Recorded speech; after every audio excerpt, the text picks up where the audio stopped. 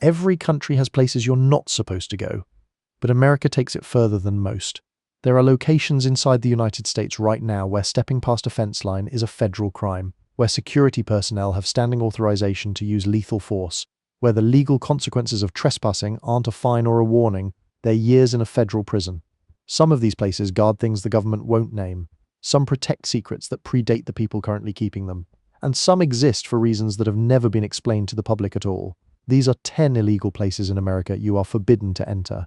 And place number 1 involves something the government has been hiding in plain sight for over half a century. Place 10, Snake Island. The military island Boston pretends doesn't exist. About 9 miles out in Boston Harbor, past the tourist ferries and the whale-watching boats, there is a 12-acre island that appears on nautical charts but might as well not. Snake Island has been closed to the public for decades, and getting there without federal authorization is a criminal offense. The island's history reads like a catalogue of things people would rather forget.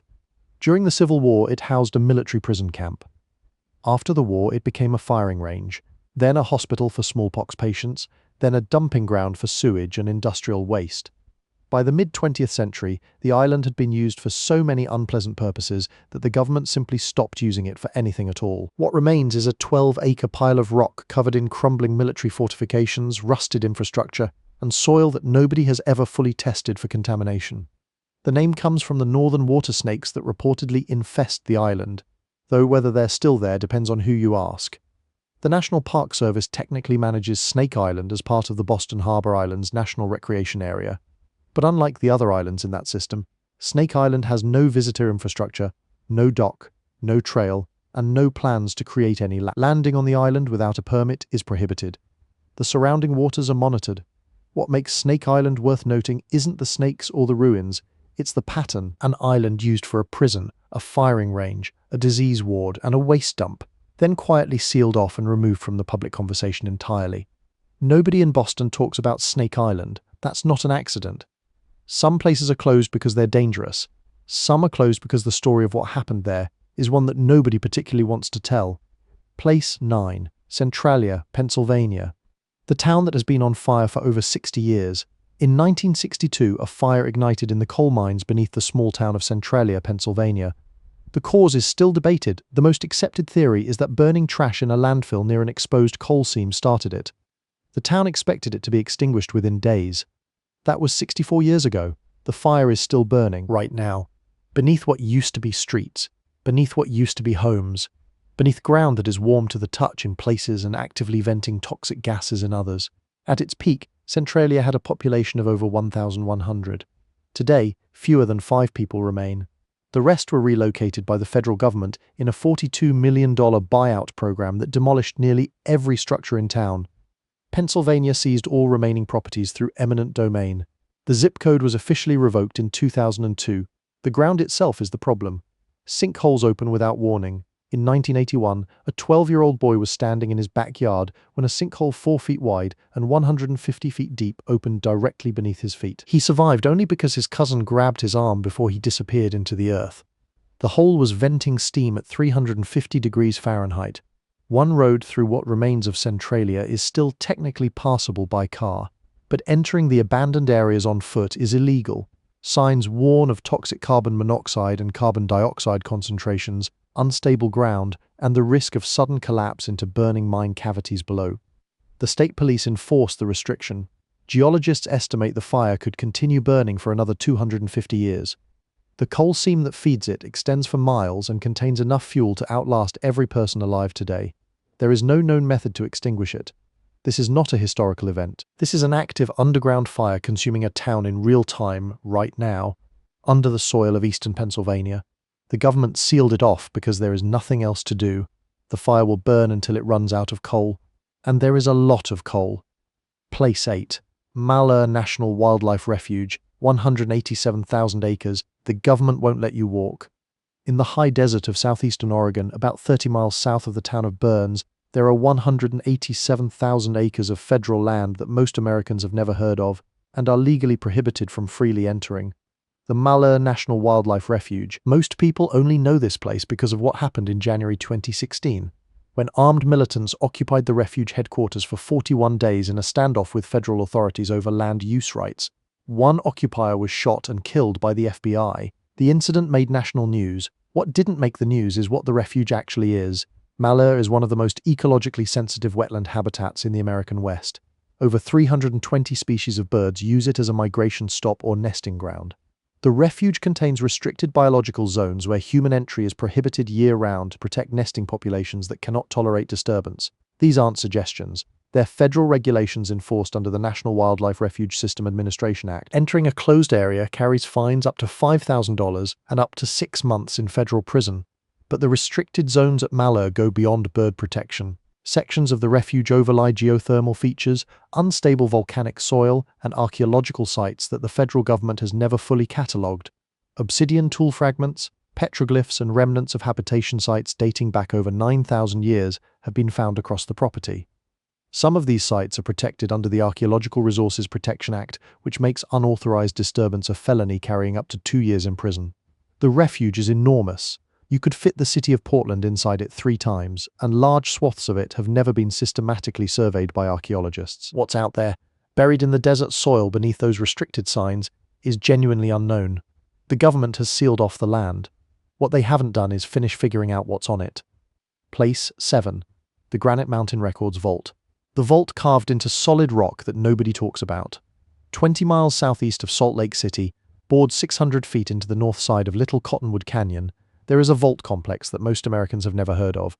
It is not operated by the military, it is not run by the federal government, it is owned and operated by the Church of Jesus Christ of Latter-day Saints, and it is one of the most heavily secured non-governmental facilities in the United States. The Granite Mountain Records Vault was excavated in the early 1960s. The tunnels were cut directly into solid quartz monzonite, one of the hardest types of rock on the planet. The entrance is protected by 2 14-ton steel doors, each 9 feet tall, and designed to withstand a nuclear blast. Behind those doors, the vault extends 700 feet into the mountain across 6 individual chambers, all maintained at a constant 55 degrees Fahrenheit and 35% relative humidity. Inside are an estimated 3.5 billion images of genealogical records, birth certificates, death records, census data, marriage licenses, immigration documents, military service records, collected from over 100 countries spanning centuries of human history. The Church has been gathering these records since the late 1800s as part of its theological mission to identify every person who has ever lived. The vault is not open to the public. It has never been open to the public. Visitors are not permitted under any circumstances. The Church does not offer tours, does not grant media access to the interior, and does not publicly discuss the vault's security systems in detail. The access road is gated and monitored. What is known about the interior comes almost entirely from a small number of photographs released decades ago and from occasional statements by church officials. What makes Granite Mountain remarkable isn't just its scale. It's the question of what a private religious organization needs with a nuclear blast-proof vault buried in a mountain containing the personal records of billions of people. The Church's answer is theology.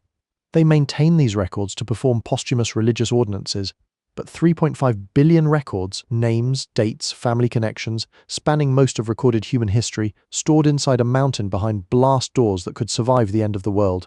Whatever your feelings about the purpose, the scale is extraordinary, and the security around it suggests that whoever is in charge of that vault considers its contents more valuable than most things the federal government protects. Place 6. The Hanford Nuclear Reservation, America's Chernobyl that nobody calls Chernobyl. Along the Columbia River in southeastern Washington state, there are 586 square miles of federal land that produced the plutonium for the bomb dropped on Nagasaki. That is not the disturbing part. The disturbing part is what happened afterward. The Hanford site began operations in 1943 as part of the Manhattan Project. 9 nuclear reactors ran along the river. The plutonium produced here fueled America's nuclear weapons program throughout the Cold War, and the waste, billions of gallons of radioactive and chemical waste, was stored in 177 underground tanks. Many of those tanks have leaked. Some have been leaking for decades. The cleanup at Hanford is the largest and most expensive nuclear remediation project in American history. It has been ongoing since 1989. It has cost over $50 billion. It will not be completed until the 2060s at the earliest. Some independent estimates push that date past 2100. Certain zones within the Hanford Reservation will remain lethal to human beings for thousands of years. Not decades, not centuries. Thousands. The contamination in the soil and groundwater includes cesium-137, strontium-90, plutonium, and tritium, substances that cannot be neutralized by any technology currently available. They simply have to decay. On their own schedule. 8 of the original 9 reactors have been placed in what the Department of Energy calls interim safe storage. That's a technical term for sealing them in concrete and waiting 75 years for the most dangerous radioactive materials to decay to levels where humans can safely begin dismantling them. The 9th reactor, B reactor, the world's first full-scale plutonium production reactor, is now a national historic landmark. You can tour it, but only through a reservation system and only in areas deemed radiologically safe. Everything else at Hanford is fenced, patrolled, and monitored continuously. The Columbia River, which runs directly along the site boundary, is still tested for contamination. Trespassing onto restricted sections of Hanford is a federal offense. The government built this place to win a war. Then it spent the next 80 years trying to figure out what to do with what it left behind. It still hasn't finished. Place 5. Palmyra Atoll. The island the US owns that nobody is allowed to live on. Roughly 1,000 miles south of Hawaii, in the middle of the Pacific Ocean, there is a ring of small islands totaling about 4.6 square miles of dry land. Palmyra Atoll. It is one of the most remote places on Earth. It is legally part of the United States, and you cannot move there, build there, or stay there without federal authorization that is almost never granted. Palmyra has no permanent population. It has not had one since the US military left after World War II, when the atoll served as a naval air station. Today it is administered by the US Fish and Wildlife Service as a national wildlife refuge. The Nature Conservancy operates a small research station on the atoll, staffed by rotating teams of 4 to 20 scientists. Nobody else. Visiting Palmyra requires a special use permit from the US Fish and Wildlife Service. The application process is restrictive. Private boats that approach without authorization are turned away. There are no commercial flights, no hotels, no services of any kind. But what makes Palmyra genuinely strange isn't the isolation, it's the history. In 1974, a wealthy San Diego couple sailed to Palmyra for what was supposed to be a tropical getaway. They were murdered on the island by another couple who had also sailed there. The case, known as the Palmyra Island Murders, became one of the most famous maritime crime stories in American history. The bodies were discovered years later in a container on the shoreline. Before that, during the war, servicemen stationed on Palmyra reported an unusual sense of unease they couldn't explain. Sharks in the surrounding waters were described as abnormally aggressive. Equipment malfunctioned at rates higher than comparable Pacific installations. Accounts from that era consistently described the atoll as a place that felt wrong, though nobody could articulate exactly why. Today, Palmyra is studied primarily for its coral reef ecosystem, considered one of the most pristine in the world. The atoll is also used for climate research. But the US government's position has remained consistent for decades. Palmyra is not a place for people. It belongs to the birds, the coral, and whatever else is out there. Humans are guests at best, and uninvited ones at that. Place 4, Dugway Proving Ground. The place where the US military tests things it won't discuss. 85 miles southwest of Salt Lake City, in the middle of the Great Basin Desert, there is a military installation covering over 800,000 acres. Dugway Proving Ground. That's bigger than the state of Rhode Island, and the vast majority of it is permanently off-limits to every civilian in the country. Dugway's official mission, as stated by the US Army, is to test and evaluate chemical and biological defense systems. That's the public description. The testing involves exposing military equipment, vehicles, and protective gear to chemical and biological agents to determine their effectiveness. What that means in practice is that somewhere inside those 800,000 acres, the US military is regularly releasing nerve agents, biological simulants, and chemical weapons compounds into the open air. This is legal. Dugway is one of a handful of facilities in the United States authorized to perform open-air testing of chemical and biological materials. The Army maintains that all testing is conducted under strict safety protocols and that agents are released in quantities too small to pose a risk to surrounding communities. Residents of nearby Tooele County are not universally reassured. In 1968, a nerve agent test at Dugway went wrong. VX, one of the deadliest chemical weapons ever synthesized, drifted off-range. Over 6,000 sheep grazing in the adjacent Skull Valley dropped dead. The Army initially denied responsibility. An investigation later confirmed that the sheep were killed by VX nerve agent from Dugway's testing program. The incident led directly to President Nixon's 1969 executive order banning offensive biological weapons research in the United States. But it did not shut down Dugway. The facility continued operating. It is still operating. In 2011, Dugway made national news again when the entire base was locked down for 12 hours after a small amount of VX nerve agent was reported missing from a laboratory. The missing agent was eventually located. The Army described the incident as an accounting error. Dugway's perimeter is patrolled and monitored. Warning signs along the boundary are not subtle.